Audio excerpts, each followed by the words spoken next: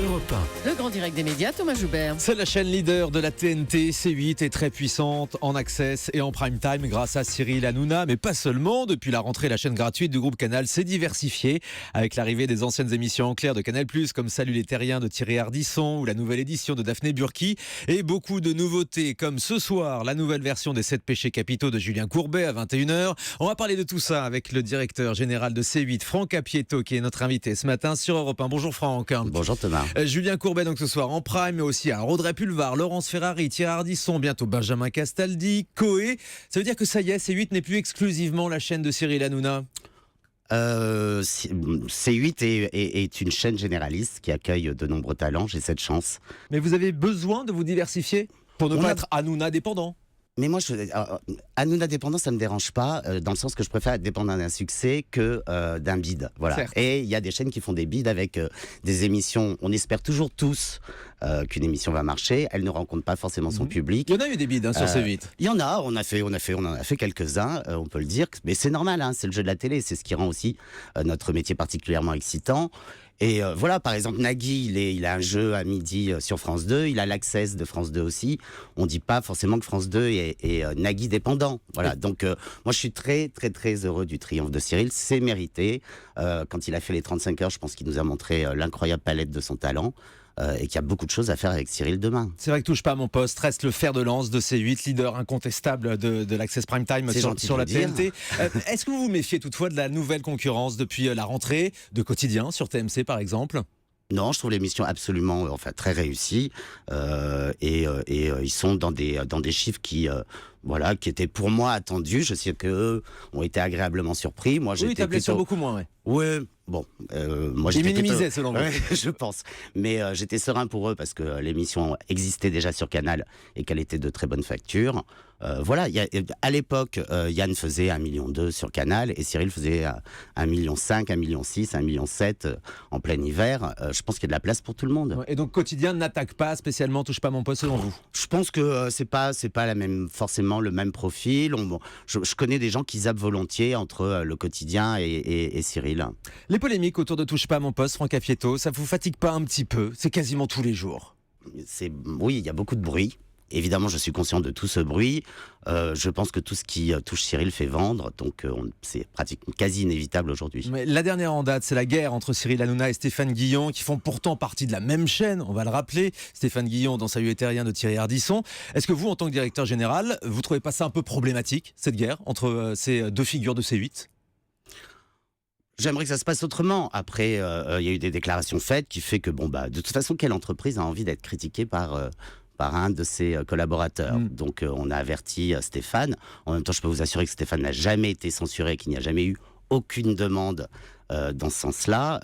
Il va rester sur C8 malgré toutes ces déclarations. Samedi à l'antenne. C'est un provocateur, c'est un humoriste. Voilà. Après, et Cyril aussi est un provocateur. Oui, Cyril est aussi un agitateur. Donc après, si on parle de la déclaration qu'il a faite hier, voilà, ça me met passablement en colère, oui. Ça vous met passablement en colère, voilà, qu'il accuse directement Cyril Hanouna d'intervenir auprès de votre actionnaire Vincent Bolloré pour parce que c'est faux, tout simplement. Parce que c'est faux. Et puis en plus, si Vincent Bolloré demandait la tête de Stéphane Guillon, il me la demanderait à moi. Et donc il ne vous l'a pas demandé. Et il ne me l'a pas demandé, ou sinon il ne serait plus à l'antenne. Et quand Cyril Hanouna décide d'aller sur le plateau du Grand Journal la semaine dernière pour faire un bisou à Stéphane Guillon, vous êtes au courant, vous validez? Alors, Cyril ne savait pas au départ, donc je l'ai prévenu que c'était Stéphane Guillon. Il me dit, écoute, c'est l'occasion de nous réconcilier, je vais lui faire un bisou. Sincèrement, je connais Cyril depuis 4 ans, je le crois.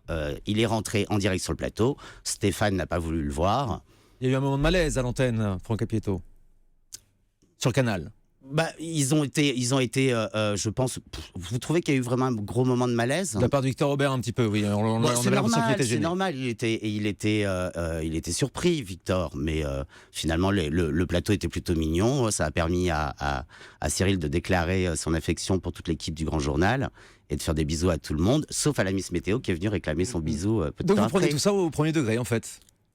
Mais surtout, j'étais sur place, donc je n'ai pas à l'interpréter, à le surinterpréter. Après, la réaction de Stéphane lui appartient.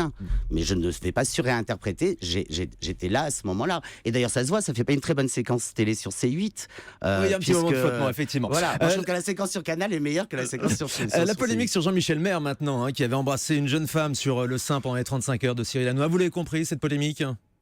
Le geste est inconvenant. Voilà. Après, on est dans la nuit du 14 au 15, il est 1h32 du matin. Je connais bien aussi Jean-Michel. Je pense qu'il ne pensait pas du tout mal agir en faisant ça. Je trouve que Cyril a parfaitement réagi en maîtrisant son plateau, en demandant des excuses immédiates. Voilà. Il y a eu tout ce bruit sur les réseaux et ainsi de suite, et cette interprétation. Le 17, Soraya, pour citer le prénom de cette jeune femme, est venue sur le plateau. Elle a déclaré accepter les Donc, fin de la polémique. Excuses. Oui, elle-même a trouvé que c'était un peu surdimensionné. Sauf qu'à chaque dérapage, ne touche pas à mon poste comme celui-ci, le CSA reçoit des plaintes, plus de 2500 contre cette histoire de Jean-Michel Maire. Le CSA qui examine les dossiers avec généralement des mises en garde à la clé. Vous craignez ces mises en garde ou pas du tout ? Non, mais ça, je verrai avec le CSA. On va travailler sur la question. Nous, quand on regarde la séquence, on n'interprète pas exactement les choses de la même façon. Pourtant, on a parlé d'agression sexuelle. C'était des termes qui étaient employés, qui sont très très forts. Alors que moi, je trouve que c'est juste un geste inconvenant, vraiment. Voilà. Les horaires, maintenant, on a beaucoup d'appels régulièrement sur le télérépondeur pour nous dire que les films ne commencent jamais à l'heure sur C8. C'est pas un problème ? La chaîne a favorisé le direct. On est la seule chaîne de la TNT à proposer 5 heures de direct par jour. Le direct, bien sûr qu'on le maîtrise. Maintenant, en access, on ne peut pas forcément couper un happening. On sent que Cyril est dans un bon mood. Voilà, on a des indicateurs favorables sur l'audience. On n'a jamais pu, Thomas, je vous l'assure, et pourtant j'ai vraiment travaillé avec le service marketing, démontrer que démarrer un prime un peu plus tard, on fait mieux que l'année précédente. On s'est assagi. Donc c'est pas un problème et ça va continuer. Ça favorise aussi. La chaîne est résolument axée sur le CSP+, et le 25-49. Donc qui regarde la télé plus tard, c'est ça ? C'est des gens qui travaillent, le temps que vous faites manger les enfants, la débarrasser. cuisine, tout ça, et après la tout, voilà, vous êtes content de trouver le film qui démarre. De voir le début du film. On passe aux autres programmes de C8, si vous voulez bien, avec le passage de Daphné Burki, de Thierry Ardisson, donc cette année sur votre chaîne, à la place de Canal+. Je suis très content des deux. Vous trouvez que c'est une réussite, la nouvelle édition, par exemple, qui peine quand même à trouver son public ? C'est normal, la case est extrêmement difficile. Mais si ça décolle pas, quel sera l'avenir de l'émission ?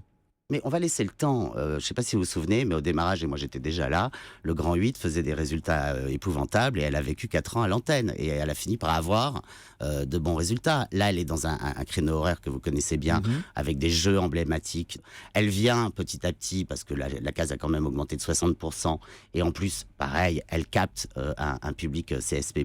Un nouveau public, d'accord. Voilà. Mais donc ça veut dire que vous maintenez l'émission à l'antenne ? Oui, et qu'on va lui laisser le temps de s'installer, la télé. Et c'est des habitudes de consommation. Je pense qu'il y a des gens qui ont envie, et ça se voit puisque ça, le mood, la tendance est positive. Vous sentez que ça prend ? Voilà, exactement. Et quand on a lu que vous donniez 4 mois la nouvelle édition pour monter, c'était pas vrai ? Non, mais 4 mois, c'est le délai que je considère nécessaire pour pour commencer à analyser les choses sérieusement. Donc rendez-vous en décembre. Déjà, voilà. Mais je n'ai jamais dit, et je vais l'affirmer là, je n'ai jamais dit que j'arrêterais l'émission au mois de janvier si dans 4 mois les résultats ne sont pas. Je sais pas ce qu'on attend exactement pour qu'on interprète bien les résultats. Nous, d'ores et déjà, les résultats sont positifs. Et Thierry Ardisson, alors il arrive désormais à passer la barre du million le samedi soir, mais encore loin de ses scores l'année dernière sur Canal. C'est quand même un peu décevant, non ? Vous pensiez récupérer l'ensemble de ses téléspectateurs, non ? Pas du tout. Moi, je suis vraiment très, très content. Il a commencé avec effectivement 750 000. Mais ce qui est très intéressant, c'est qu'il a commencé avec un profil d'audience totalement C8. C'est-à-dire que, et très différent des gens qui le suivaient sur Canal. Des gens. Donc, petit à petit, on sent que les gens qui le regardaient sur Canal arrivent sur C8. Moi, je prédis 1,5 million à court terme. Et c'est un véritable succès. Et je trouve que l'émission a été très, très, très bien adaptée à l'ADN de la chaîne. Alors, je sais que Thierry Ardisson est assez remonté. Il nous l'avait dit ici, dans ce studio, parce que Canal n'a pas assez communiqué, selon lui, sur le passage de son émission sur C8. Vous le reconnaissez, ça, ou pas ? Non, c'est pas un avis que je partage, parce que Canal est essentiellement une chaîne encryptée, et qu'une bande-annonce sur une chaîne encryptée, ça ne sert pas à grand-chose. On parle maintenant des nouvelles émissions. Le retour des 7 péchés capitaux, ce sera ce soir présenté par Julien Courbet. Alors ça sera la même émission qu'à l'époque sur TF1 ? Ça va être surtout, alors nous sommes en direct, toujours pareil. Pour nous, c'est très important de proposer à nos téléspectateurs des événements en direct. Ça va être une grande soirée qui nous amènera aux alentours de minuit. C'est du vrai divertissement. On s'est débarrassé du côté un peu conseil juridique qui avait un sens à l'époque, qui n'en a plus pour nous. Ça va être Donc, vraiment plus de déconne. Et Plus de Julien déconne, Courbet, il aura d'autres primes sur C8 cette année ?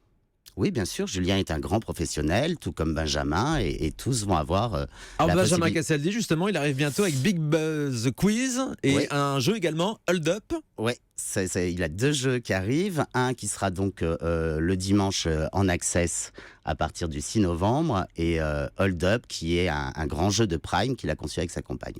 Et puis on a cet ADN de jeu. Vous savez, on a au sein de C8 une cellule qui s'appelle Vivendi Entertainment. On a créé un jeu qui s'appelle Guess My Age, qui a été présenté par Jean-Luc Lemoyne cet été, Lemoyne, qui a très bien marché. Donc qui on est un imagine qu'il carton. il va revenir cette année ? On a signé une 2e saison pour 40 numéros. Le format se vend dans plusieurs pays. Il a été tout l'été en quotidien diffusé en Slovénie. Maintenant, ce sera le dimanche, c'est ça, version hebdomadaire ? Ça sera normalement le dimanche en version hebdomadaire. Je vois que vous êtes bien renseigné. Toujours. Une émission anniversaire de la méthode Coé, comme ça a été annoncé dans TPMP, c'est prévu ? Non, ça je l'ai pas dans mes tablettes, mais bon, il faut que j'en parle avec mes équipes. Et le nouveau magazine économique d'Émilie Bess, il arrive le 9 novembre. Ça devait s'appeler Réussite, finalement ça s'appelle Succès, les coulisses de l'écho. Il y a eu un problème de droit pour utiliser le titre, j'imagine ? Et bien en plus, un problème qui est en interne, figurez-vous. Oui, puisque avec l'Afrique, c'est ça ? Réussite est un magazine économique à succès sur la chaîne A+. Donc En c'est Afrique. en Afrique, et c'est Canal Overseas. Il se trouve que C8 est également diffusé en Afrique, donc ils avaient peur que ça crée une confusion, ce que je comprends. Donc on a changé. Le titre a été changé. Enfin, Nora Malagré. Alors, elle va Mais avoir- le magazine est vraiment réussi. magazine économique, sur les Économique. coulisses Ouais, de tout à fait. l'économie. Ouais. Sur C8, il y a une adaptation de Paris dernière, justement, Paris by Night, produite par Ardisson, présentée par Daphné Burki. Ça arrive ou pas ? Oui, alors ça, je sais qu'on en a beaucoup parlé. Sincèrement, l'idée nous plaît bien. Pour l'instant, ce n'est qu'un projet. Et je vous avoue que moi, ma stratégie, c'est de renforcer les primes et pas encore m'intéresser forcément à la 2e ou 3e partie de soirée.